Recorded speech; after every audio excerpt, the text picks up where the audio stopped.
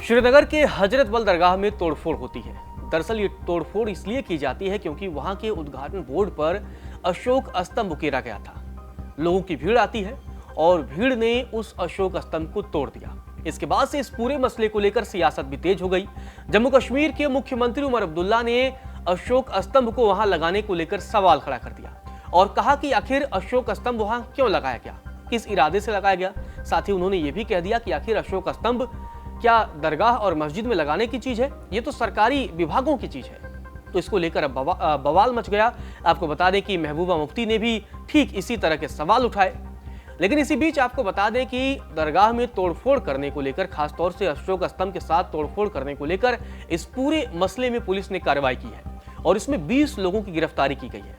ऐसे में एक बड़ा सवाल यह उठता है कि आखिर जिन्हें हिरासत में लिया गया है, इन 20 लोगों को, जिन लोगों को हिरासत में लिया गया है, उन्हें कितनी सजा होगी और उन्हें क्या क्या सजा होगी, क्या उन्हें जुर्माना भी देना पड़ेगा, कितने साल की सजा होगी, इस बारे में कानून क्या कहता है वो हम आपको बताएंगे। लेकिन उससे पहले आपको यह बता दें कि जब श्रीनगर के हजरत बल दरगाह में तोड़फोड़ होती है, उस पूरे मसले को लेकर बवाल मचता है और बवाल इतना बढ़ जाता है कि इस पूरे मसले पर जम्मू कश्मीर के मुख्यमंत्री उमर अब्दुल्ला की तरफ से बयान सामने आता है। हालांकि जब उनकी तरफ से ये बयान सामने आता है और ये कहा जाता है कि मस्जिद या दरगाहों में अशोक स्तंभ नहीं होना चाहिए, ये सरकारी कार्यालयों की चीज है, इसके बाद से बवाल और मच जाता है। जब मस्जिद में अशोक स्तंभ, दरगाह में अशोक स्तंभ के साथ तोड़फोड़ होती है तो सड़कों पर एक संगठन भी उतर आता है और सड़कों पर जमकर प्रदर्शन भी होता है। इसी बीच महबूबा मुफ्ती का भी बयान सामने आता है और महबूबा मुफ्ती ने भी उमर अब्दुल्ला के सुर में सुर मिलाया और कहा कि अशोक स्तंभ मस्जिद या दरगाह की चीज बिल्कुल भी नहीं है।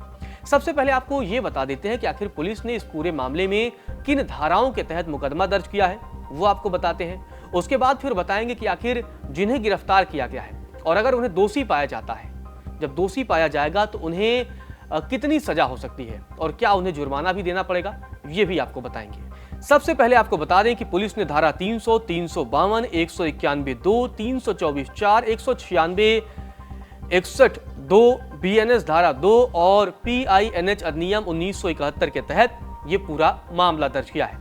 अब ऐसे में बड़ा सवाल ये उठता है कि आखिर अगर इन आरोपियों पर दोष सिद्ध हो जाता है और अगर ये दोषी पाए जाते हैं तो इनके खिलाफ इन्हें कुल कितनी सजा होगी, वो भी आपको बता देते हैं। दरअसल आपको बता दें कि राष्ट्रीय सम्मान अपमान निवारण अधिनियम 1971 और राष्ट्रीय प्रतीक अनुचित उपयोग पर रोक अधिनियम 2005 के तहत कार्रवाई होगी।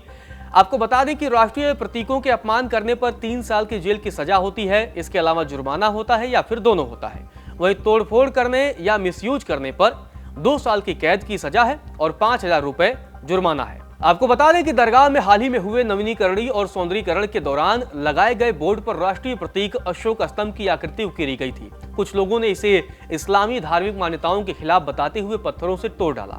उनका कहना था कि धार्मिक स्थलों पर किसी भी तरह की मूर्ति या आकृति इस्लामी सिद्धांतों के खिलाफ है।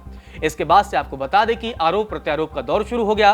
बीजेपी नेता जहां इसे राष्ट्रीय प्रतीकों का अपमान बताते हुए दोषियों को कड़ी से कड़ी सजा देने की मांग कर रहे हैं, तो वहीं उमर अब्दुल्ला और महबूबा मुफ्ती उनका बचाव कर रहे हैं और कह रहे हैं कि दरगाह परिसर में अशोक चिन्ह की आकृति बनाए रखना बिल्कुल भी सही नहीं है।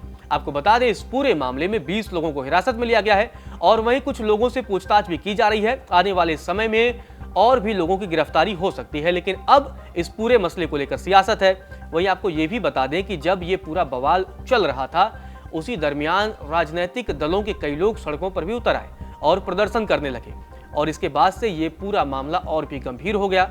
वहीं आपको बता दें कि वक्फ बोर्ड के अध्यक्ष और बीजेपी नेता दरख्वास्त अंद्राबी ने इसे न केवल संविधान और राष्ट्रीय प्रतीक पर हमला बताया है, बल्कि आतंकी कार्रवाई तक करार दिया है। उन्होंने केंद्र सरकार से कड़ी कार्रवाई की मांग की है। दूसरी ओर नेशनल कॉन्फ्रेंस और PDP ने वक्फ बोर्ड पर आरोप लगाया है कि उसने बिना संवेदनशीलता दिखाए धार्मिक स्थल पर सरकारी प्रतीक लगाकर लोगों की धार्मिक भावनाओं को भड़काया है। मुख्यमंत्री उमर अब्दुल्ला ने भी सवाल उठाया कि देश भर में किसी भी धार्मिक स्थल पर राष्ट्रीय प्रतीक का इस्तेमाल नहीं होता है, तो फिर हजरत बल में यह गलती क्यों की गई। आपको बता दें कि कानूनी विशेषज्ञों का इस पूरे मसले पर भी कहना है कि हजरत बल दरगाह की घटना में आरोपियों पर कठोर धाराओं के तहत मुकदमा चलाया जा सकता है, क्योंकि यह न केवल सार्वजनिक संपत्ति को नुकसान पहुंचाने का मामला है, बल्कि राष्ट्रीय प्रतीक के अपमान का भी मामला है। तो अब देखना दिलचस्प होगा कि आने वाले समय में क्या जिन लोगों की गिरफ्तारी हुई है उन्हें दोषी भी पाया जाता है और आने वाले समय में कोर्ट इन्हें क्या सजा सुनाता है ये देखना भी दिलचस्प होगा।